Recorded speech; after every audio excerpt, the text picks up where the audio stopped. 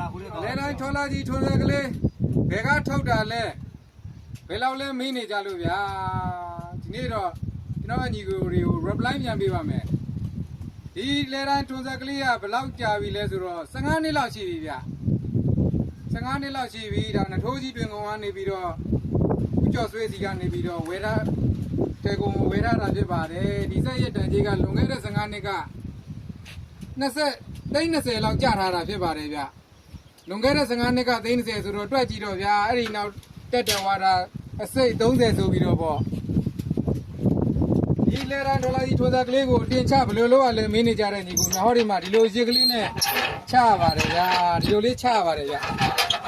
ဒါထေကုံကိုချတာဖြစ်ပါတယ်ထေကုံကိုဒီလိုရေကလေးနဲ့ချတာဒီနားလေးဒီတိုင်းလေးချပေးရတာဖြစ်ပါတယ်ဗျာအရင်နဲ့ပါဗျာအရင်နဲ့ပါဒီအရက်ကိုလှည့်ပြီးတော့ချပြီးလမ်းမောင်းလို့ရှိရင်တင်ပြီးတော့မောင်းရတာဖြစ်ပါတယ်နှစ်လက်ပါဗျဒီဘက်လာပြီးတော့ဟောဒီပါတော့ကနှစ်လက်ပါဗျဒီတော့နှစ်လက်ကိုဒီမှာနေမြင့်ကိုဒီအရက်ကလေးနဲ့အတင်ချလုပ်ပြီးတော့ချိန်ရတာဖြစ်ပါတယ်အတင်ချလုပ်ပြီးတော့ချိန်ရတာဖြစ်ပါတယ်ဗျဒါကြောင့်လမ်းမောင်းလို့လည်းအဆင်ပြေပါတယ်ဒီနောက်ဘိန်းကလည်းအနေမြင့်ချိန်လို့ရပါသေးတယ်ဗျနောက်ဘိန်းလည်းအနေမြင့်ချိန်လို့ရပါသေးတယ်ဗျဒီကောင်လေးရဲ့ပြည်စီမှုကတော့တရက်ကိုအနည်းဆုံး3ရေကပြီးပါတယ်ဗျာလူမောင်းမိုက်လို့ရှိရင်9ရေကအနည်းဆုံးပြီးပါတယ်ဗျာဒီဆက်က25ကောင်အင်ဂျင်တင်ထားတာဆိုတော့မောင်းတဲ့ကောင်ကလည်းမိုက်တော့ရာချောလို့ရှိရင်9ရေကပြီးပါတယ်ဗျာ9ရေကပြီးတယ်ဆိုတော့ရန်ကိုတန်ဖို့ရှိတာပေါ့ဗျာခုခေတ်ထွန်ဆက်ကြီးရဲ့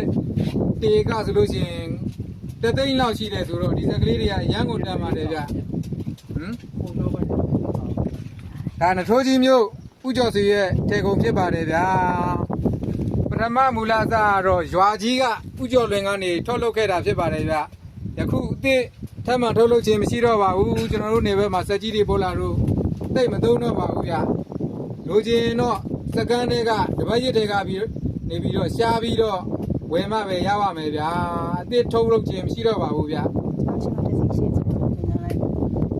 န်တော်ရဲ့စီမှာတော့လက်ရှိတစည်းရှိပါတယ်တပတ်ရက်တစည်းရှိပါတယ်ကျွန်တော်ရဲ့ညီကိုတွေစိတ်ဝင်စားမယ်ဆိုရင်မစေးဘောက်ကနေလာပြီးတော့ဆက်သွယ်လို့ရပါတယ်ဗျာခွန်6တိ8နှစ်လေး9ခွန်6ကဘိုင်ဘာနေပြီးတော့လဲဆက်သွယ်မေးမြန်းလို့ရပါတယ်ဗျ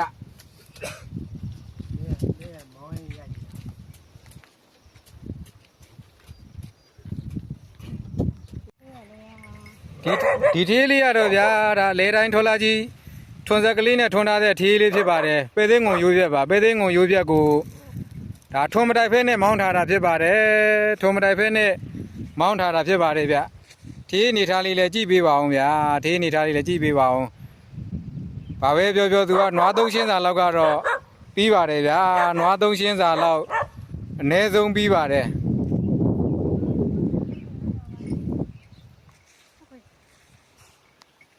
နွားထွန်ဆက်နဲ့လေယာသုံးပစ္စည်းတွေရောင်းဖို့ဝယ်ဖို့အတွက်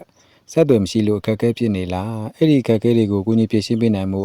ယာဝဲ application လေးရှိပါတယ်ယာဝဲ application လေးကို download ဆွဲပြီးတော့အခမဲ့ရောင်းလို့ဝယ်လို့ရတယ်ဆိုတဲ့အကြောင်းသတင်းကောင်းပါလိုက်ပါတယ်ဗျာ